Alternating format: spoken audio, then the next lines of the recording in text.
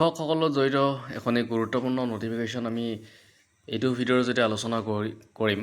আচলতে তেওঁলোকৰ লৈকে এখন কঠোৰ নিৰ্দেশনা আহিছে আৰু সেই নিৰ্দেশনাত শিক্ষকসকলৰ উপস্থিতি আৰু ছাত্ৰ ছাত্ৰীৰ উপস্থিতিৰ ৰেকৰ্ডবিলাক পৰীক্ষা কৰিব শিক্ষাক্ষেত্ৰ এপৰ সৈতে মিলাই চাব সেই বস্তুবিলাক।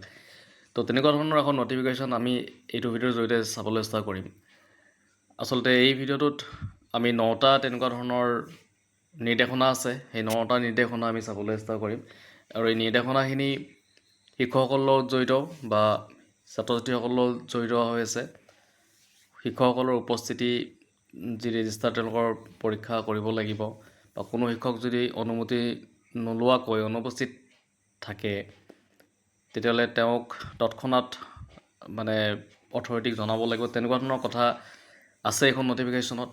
তো ভালেকেইটা দায়িত্ব আছে বা ভালেকেইটা ইয়াতে নিৰ্দেশনা আছে। এই নিৰ্দেশনা আমি গোটেইখিনি কথা চাবলৈ চেষ্টা কৰিম এইটো ভিডিঅ'ৰ জৰিয়তে।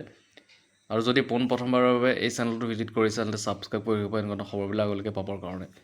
এতিয়া আমি সেই নটিফিকেশ্যনখন চাওঁ তাত কি কি নিৰ্দেশনা দিছে। এইখন নটিফিকেশ্যন আহিছে নগাঁও ডিষ্ট্ৰিক্টৰ ফালৰ পৰা আৰু ইয়াতে কি লিখিছে চাইছোঁ আমি।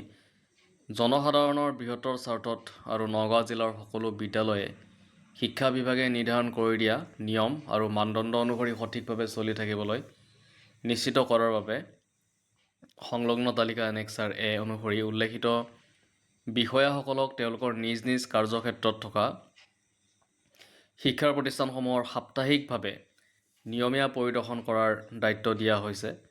এই পৰিদৰ্শনসমূহ আগতীয়াকৈ নিৰ্ধাৰিত বা আকস্মিকভাৱে হ'ব পাৰে।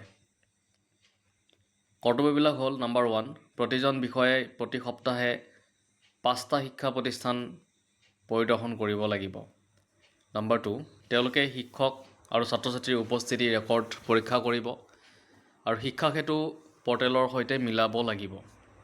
নম্বৰ 3, প্ৰতিষ্ঠানসমূহে ৰখা সকলো ৰেজিষ্টাৰ আৰু অনলাইন পৰ্টেলসমূহ নিৰ্ধাৰিত নিয়ম অনুসৰি পৰিদৰ্শন কৰিব লাগিব। নম্বৰ 4, চিকিৎসা সঁজুলি, খোৱা পানীৰ ব্যৱস্থা, শৌচালয়সমূহৰ অৱস্থা পৰীক্ষা আৰু সঠিকভাৱে ৰখা হৈছে নে নাই নিশ্চিত কৰিব লাগিব। প্ৰতিষ্ঠানসমূহৰ সামগ্ৰিক পৰিচ্ছন্নতা পৰীক্ষা কৰিব লাগিব। নম্বৰ 6 দিছে মিড ডে মিল ব্যৱস্থাপনা পৰীক্ষা কৰি ৰন্ধন কৰ্মীসকলে যথাযথ ইউনিফৰ্ম পিন্ধিছে নে নাই নিশ্চিত কৰিব লাগিব। খাদ্য তালিকা আৰু সংৰক্ষণ ব্যৱস্থাও ভালদৰে পৰীক্ষা কৰিব লাগিব। নম্বৰ 7 দিছে ছাত্ৰ ছাত্ৰীয়ে নতুন ইউনিফৰ্ম পাইছে নে নাই আৰু পিন্ধিছে নে নাই নিশ্চিত কৰিব লাগিব। লগতে ছাত্ৰ ছাত্ৰী আৰু শিক্ষকসকলে সদায় নিজৰ ID কাৰ্ড পিন্ধি আছে নে নাই পৰীক্ষা কৰিব লাগিব।